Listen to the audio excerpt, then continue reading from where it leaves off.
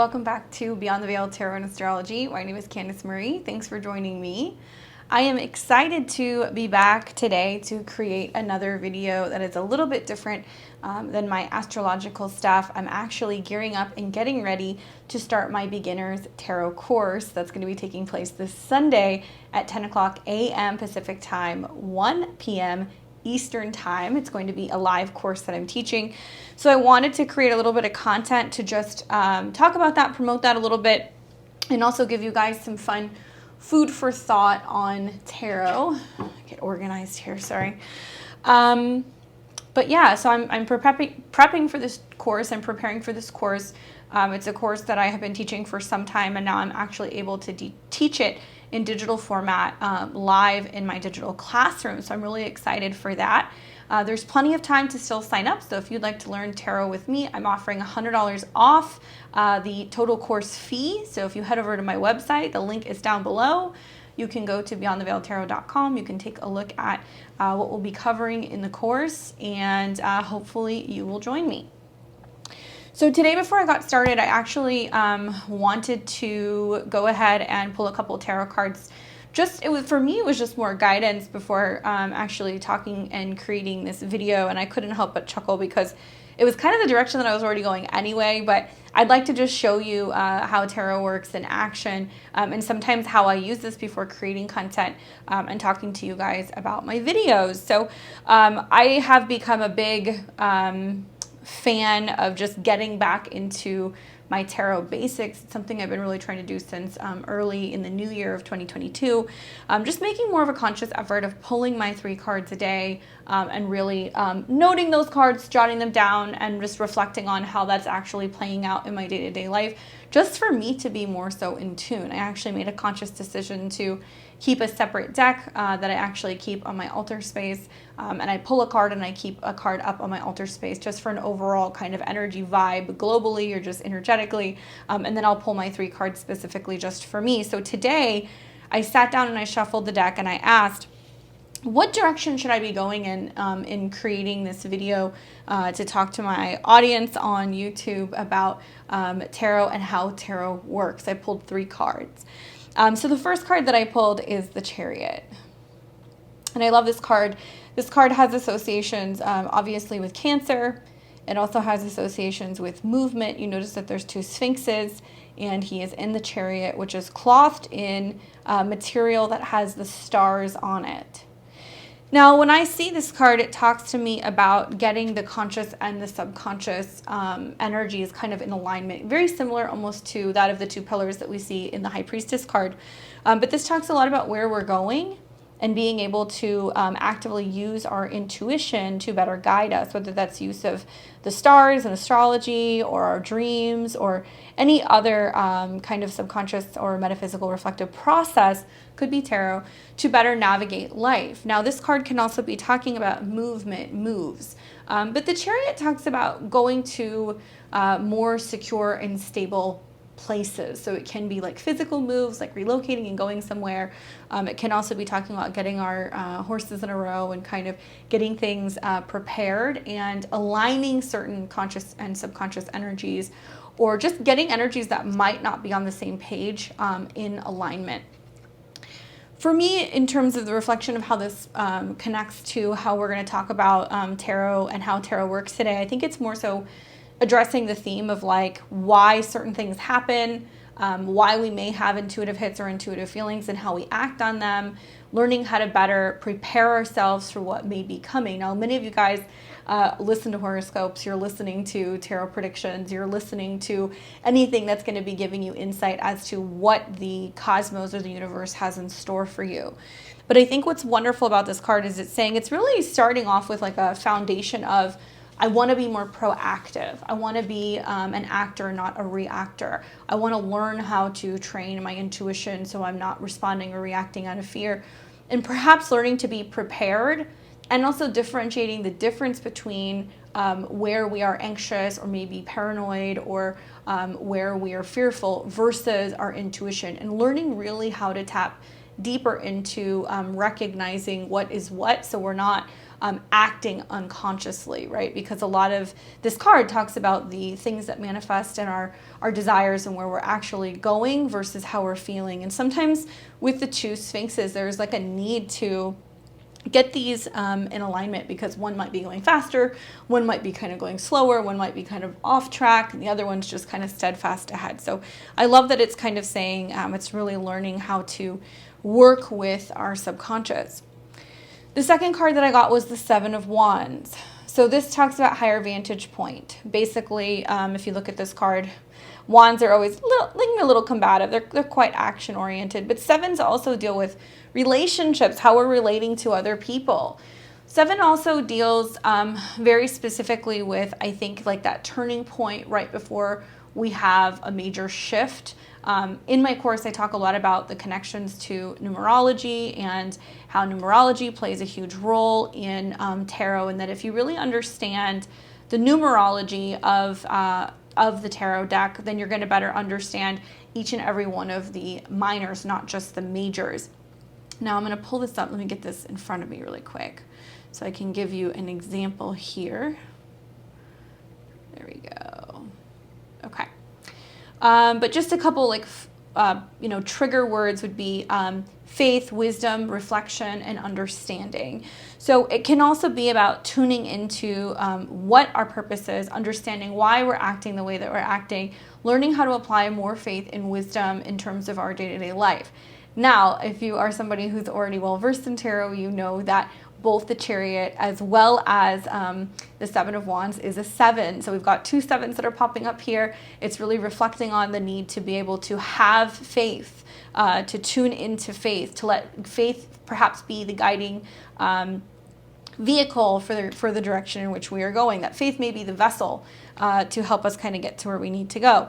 Wands in nature are more creative, they're action-oriented, they can be about passion, they can be about desire, they can be about combativeness. Now in this sense, you see him kind of fighting off people that are beneath him. So perhaps maybe it's saying that tarot can be a really amazing way to kind of reflect on, why are these things happening to me? And maybe getting a little bit of foresight into what actually might be coming into our lives. So we're learning not to just react aggressively or kind of fight things off that might inevitably happen in general.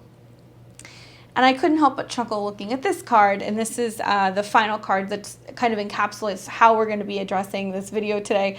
The High Priestess. So the High Priestess definitely talks a lot about duality, balance, choices. Once again, I was just thinking, looking just at the Chariot as like the conscious and the subconscious. So we've got this theme coming up again, the light and the dark. What I love about the High Priestess is that she does represent that inner feminine. It's very lunar. There is definitely a connection to sacred texts and knowing and receptivity and everything that happens perhaps in the dark or in meditation or possibly even in sleep. Now she's holding scrolls and she's kind of cloaked in this really beautiful silvery kind of blue material, which can represent the reflection that we actually see from the moon, and just all the pomegranates behind her is the divine feminine, sacred secrets, things relating to what our intuition is telling us. The High Priestess in general really has this reflection on the things that we know internally, but we need to wait and see how they play out. It's not as chaotic as the moon, but it definitely does represent this whole needing to receive information before acting. So I love that we have the conscious, subconscious working together with the Chariot. That's like, okay, we're blending the two together. And then we've got the High Priestess that's coming up, which is really kind of saying the sitting and receiving. Perhaps maybe these two can work together in aligning these lunar energies and showing us that our life goes through phases, that there are phases similar to the moon. Sometimes we're full, sometimes we're dark, but in the end, everything cycles out, right? So I think the Seven of Wands being in the center of this spread really insinuates that being prepared in all capacities, mentally, emotionally, physically, spiritually, intuitively, can give you that kind of higher vantage point to know when to make moves and also when to kind of take a step back. And that when you are prepared and you have the information or you have the insight as to what might be coming, perhaps maybe we will act less combative. Maybe we'll be less confrontational, more understanding, more accepting of what's coming. And yeah, that was the direction that I was going to go with this lecture today. But just a great way to be able to get into the habit of using tarot as a means for self-reflection. So today I wanted to talk to you about the biggest question that I get asked, and that is, how does tarot work? Good question. I will try to answer it as best as I can. I mean, I think many people believe that when you're working with tarot, there's almost like this energetic imprint that you put on the deck. You know, you take the deck, you cut it several times, you shuffle it, you arrange it, you pick a card with your less dominant hand.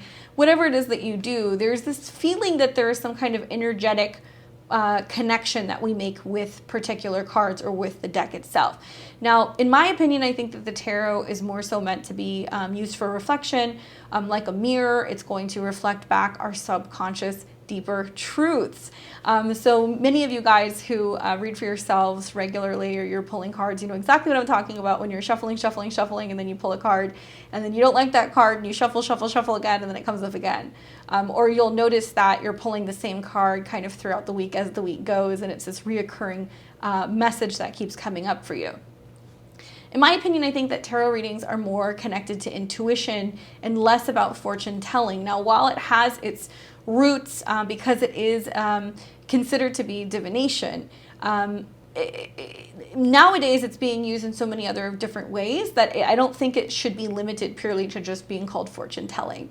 Astrology's come a long way, as has tarot in recent years, and I think that both of these systems can be really, really, really amazing in being able to kind of tune in to our inner personal cycles, right? So whether you're using astrology for looking at planetary cycles, or you're working with tarot and you're regularly reading for yourself and kind of noticing that your cards are shifting and it's kind of telling an overarching story and something that's unfolding, I think that the cards can be so helpful to be used almost as a tool to have access to our higher self, or perhaps even better kind of flex our intuition. Now, what I love about tarot is that there's so many different shapes and sizes and different types of decks, and you know, we're seeing so many more nowadays that are coming out that are more modern and more abstract, or some that are connecting to like crystals, or connecting to plants, or even astrology. The images that we see on the cards are meant to stimulate and kind of open up your subconscious. And so that's really what I love about it, is that as you're working with them regularly and you're becoming familiar with the cards, you're going to start to see in your day-to-day life that that imprint that it's making in your subconscious is actually manifesting in your third dimensional world. So you'll start to see these themes in your interactions with other people, signs and symbols as you go about your daily routine. That in turn connects you to a deeper sense of inner wisdom and a higher knowing that you are very much in tune with your higher self, and that you can be open and receptive to what may be coming into your life. Doing so, I think it helps us to make better decisions and also manifest our dreams, obviously from a higher ground. So I wrote this prior to actually pulling the card, so it's so cool that the cards were kind of giving me this nod that's like, yeah, go in the direction that you're feeling like going with this video today. People always ask me, do they accurately predict future events? The answer is somewhere in between. Yes and no. I mean, the one thing I have I've grown to really love about tarot as well, is that tarot is sometimes literal, but it's very figurative. And so when you're dealing with tarot, astrology, psychic readings, like oftentimes timelines can be definitive, but usually they're kind of fluid. So it's really hard to get accurate timing. But can they predict events? Yes, I believe that they can, but it's not always literal. Sometimes it's more figurative, and it doesn't ultimately make sense until later on after the reading. And then you kind of look back and go, oh, actually, this was supposed to come up. Now, the deck itself is made up of 78 cards, the traditional tarot. And it's made up of 22 majors and 56 minors. So we've got the 22 major arcana, which are major kind of plot points within that card system. And then we've got the minors, which are kind of supporting and kind of like changeable type of events and things that can happen. And we also have 4 royal houses, which are represented by each individual element. So we have like the Ace of Wands, the Ace of Cups, the Ace of Swords, and the Ace of Pentacles, or better known as also the Ace of Coins. Now, we use these suits and elements to be able to better tell a story. So we apply this to understanding the actions and the energies that are being taken. Similar to that in astrology, where we look at a fire element versus a water element, and where one might be more masculine, direct, and the other one might be more yin and receptive. This is really similar when we're working with tarot. And we use these suits and these individual cards to be able to tell a story. So me personally, I'm an intuitive reader. I've been reading for almost 14, 15 years. And I like to kind of read tarot as like I'm reading the newspaper. I kind of connect it to reading like the cartoon section or the funny section, where you look at like the different cartoonist kind of line of storytelling that goes on, and you can kind of put it together and you see how things come together. I read the tarot very visually, although I think it's important to have a really strong fundamental background in understanding what all of the suits and the elements and all of the different royals mean. But when you start to kind of really tune in and exercise your third eye to be able to see this story play out, you can get so much more from the reading, at least in my opinion. Now, keep in mind that this is a closed system, so very similar to astrology or runes or working with I Ching. These 78 cards are all you have. Obviously, there's endless combinations if you are working with various spreads, but it's a closed system, so you're only going to get so many combinations, and you're only going to get so many cards that are going to be coming up in a particular spread, that you start to become familiar with some of the combinations and what it means when you start putting cards together. But what I love about this is that the closed system, or the story that's on a loop, really is very symbolic to the Fool's journey, this heroic tale of all of the trials and the tribulations that the Fool has to go through in order to really experience life and develop this core lesson, and then bring it back home and then start all over again. So the tarot is on an endless loop. When you think of us starting with the very first card at 0 and then working all the way to the last card, which would be the World, at 21, it's just constantly cycling and going through. So it teaches us that life is never ending, lessons keep coming. Many of us will share similar situations in these combinations in readings, and as our life, right? We see things like we go through changes in relationships, we move, we relocate, we're faced with having to say goodbye to loved ones or having to make major life changes. So that's what I love about the tarot too, is that it's all encompassing. We can find a sense of familiarity as we're going through some of these combinations.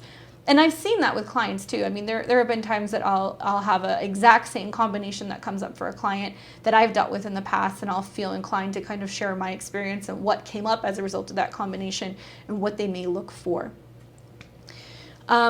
We use the cards in the form of spreads, and spreads can vary. We see everything from the traditional 10-card cross spread to a daily, past, present, future spread. The list goes on. Some people like to kind of read freestyle, and other people like to stick to the spreads because it's going to give them more of a sense of timing and understanding for each individual card. And, cards have been used for hundreds of years in the form of divination, very similar to runes and I Ching and other forms of being able to kind of throw things to scry or to divine with. Now, specifically, reading tarot cards is connected to the art of cartomancy. So this is any type of future telling or predictions that you would do with cards. The Lenormand cards, playing cards, oracle decks, you name it, all are going to fall under this category of cartomancy. Something else that people ask me is, do you have to be psychic to read tarot cards? And the answer is no. I know quite a few people who are by the book tarot card readers, that they are going to shuffle the deck, read the cards, and just tell you point blank what the cards mean. They may venture and kind of shy away from any real psychic predictions or intuitive predictions. I don't believe that you have to be psychic to read tarot. The same way I don't believe you have to be a master kind of artist to be able to paint or draw or make music or dance or play an instrument. Now, you may not be as good at it as other people if they're regularly practicing it and that's kind of their day in and day out thing. But nevertheless, I'll never discourage people from reading tarot because they don't feel that they're intuitive or that they are psychic. However, being intuitive and tapped in and being somebody who regularly likes to dabble in divination or exercising your intuition, certainly you might have a bit of a higher vantage point in being able to read tarot, and it might come a little bit more naturally to you. People ask me all the time, are they 100% accurate? And the answer is no. And part of the reason why is that I don't believe there's any real form of divination that is 100% accurate, because we have to take into consideration free will. Now, while the cards, as we lay them on the table, are likely to talk about what's happening given the energy currently, part of the beauty of getting a reading, and it doesn't matter if it's tarot or astrology or a psychic reading, is foresight. And knowing that if you stay on the path that you're on currently, that what may play out, I mean, it's going to kind of give you some insight as to what direction you should take, whether or not you're on the right path, whether or not you need to reconsider your actions or the direction that you're going in your life. And so that's what I really love about it. Do I find that tarot is accurate? I feel that tarot is as accurate as the person who is able to really understand the cards. And I've seen this a lot because I will ask multiple readers, or I'll ask friends of mine or other people who are practicing readers, what do you make of this combination? What do you see in this combination? And you know, any different tarot reader might break that combination down differently, even though they all have their kind of standard textbook meanings. Tarot is very fluid, right? It's intuitive.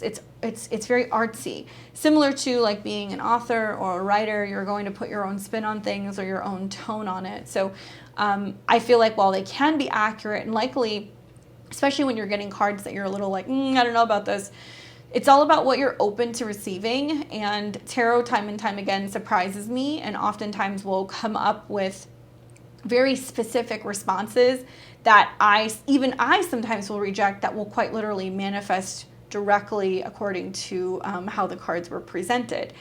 But going back to the sense of accuracy, I don't think that there is any one system that is 100% accurate, but if you are confident in your abilities to be able to read and decipher the cards, and you understand the elements and the numerology, and you can get the hang of also tracking and logging your readings to see what actually ends up manifesting and what you predicted, the stronger that you're going to be in terms of your accuracy in general. I've seen my fair share of tarot readings that never fully manifest, but by the same token, I think I've seen many more that did manifest, and it was quite surprising to see that what was kind of predicted really did unfold. Along those lines, a lot of people ask me if timelines are definitive, and I touched on this in, a little bit earlier in this video, but timing is weird. It's so hard because I tell people like our time and spirit time is a totally different thing. And while some of the particular suits can predict, you know, days versus years, or particular astrological periods, or specific signs to watch for, or planetary transits, the truth is that timelines are not always definitive. However, you can get pretty accurate in terms of what the season might look like or what events might be taking place. That will give you an indication as to how long it would take before events come to fruition. Many people ask me, what's the best way to learn tarot? My advice would be, you know, finding an author or finding a teacher or somebody that you really resonate with, reading their books, taking their courses, listening to their lectures, and really starting to soak that information up. You want to diversify also. It's important not just to be reading the little pamphlet that comes with your book of comes with your tarot cards in the box. You also want to be looking for other sources. So I would say, you know, looking at authors that you really enjoy. Me personally, I feel like 78 Degrees of Wisdom was probably one of the best things that I could have read around the time that I was really developing my tarot practice, because it gave me so much more depth. That's by Rachel Pollack. And insight and background into the more esoteric relationships to each and every one of the 22 cards specifically. But for people who are just starting out, I would recommend getting a deck, starting with the Rider-Waite deck. getting a blank journal or like a notebook, or you can get an actual binder and a pen, and working your way through pulling one card every day. So that way within the 78-day period, you have looked at each individual card, you have journaled with it, you've studied it, you've reflected on the energy that you get from it, and you have looked at all of the associations and connections to that card. Now, if you're into reversals, you can then go another 78 days and you can do the deck again and look at it from a reverse standpoint. But I would recommend first starting off with learning all 78 cards upright and their meanings first. Modern day uses for tarot, in my opinion, are just, the list is always growing. It's never ending. I think we've come a really long way from just pulling a couple cards and being in this kind of seedy, mysterious room with an old lady with cats and crushed velvet and having her talk about how some, gentleman with dark hair is going to enter into our future. While some of these people still exist, and God bless them, I think that there's so much more that we can do with tarot than just peddling readings at a shop or at parties. And one of my favorite uses for tarot is for meditation and reflection. I like to set a card out for the day that's just like, this is the energy for the day. And if it's the Tower, it's the Tower. And if it's the Empress, awesome. But regardless, I'm going to honor that energy, and I'm going to see how that energy manifests and kind of comes into my day-to-day life, and also reflect at the end of the day as to why that showed up and why I needed to know that, and how I can be more mindful of those energies moving forward. When I say reflection, I also mean after you've meditated and perhaps what you've gotten from it. I'm a big believer that each and every one of the individual cards has its own vibration, it has its own energy. Now, some speculate that's connected to some of the more esoteric symbolism that you're going to see in the cards. I think it's just, it's no different than working with a pendulum or a Ouija board or a crystal ball or anything else that's going to be able to talk to you and give you insight into what's going on around you. It's a tool.